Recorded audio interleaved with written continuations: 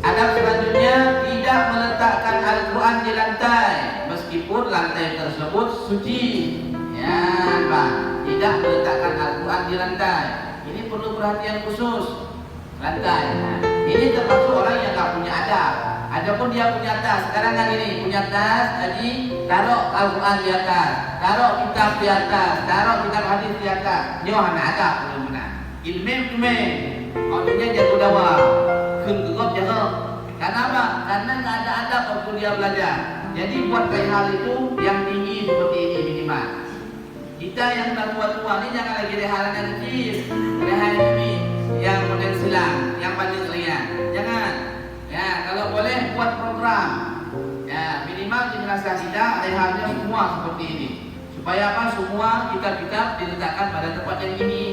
Kalau kita punya kedudukan, buat buat peraturan juga. Misalnya bisa bisikin sama siapa yang bisa buat bonus. Jangan lagi ngaji di Aceh ini, minimal Aceh Barat, minimal Johan Pahlawan.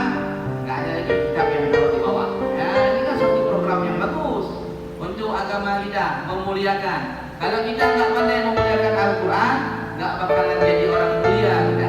Meskipun kita baca nggak pandai-pandai kali, nggak paham-paham kali, tapi pandai memuliakan Al-Quran, Allah akan memuliakan kita. Daripada pandai baca hebat tapi nggak ada adab dengan Al-Quran, dihinakan juga orang tersebut sama Allah. Ya, Pak. Jadi memuliakan Al-Quran, memuliakan kitab hadis, memuliakan kitab karangan alim ulama itu sangat-sangat penting. Jangan taruh di lantai sekali-kali. Ya, Pak. Jangan taruh di lantai. Apalagi kalau sudah taruh di lantai kemudian sambil merokok lagi, masya Allah.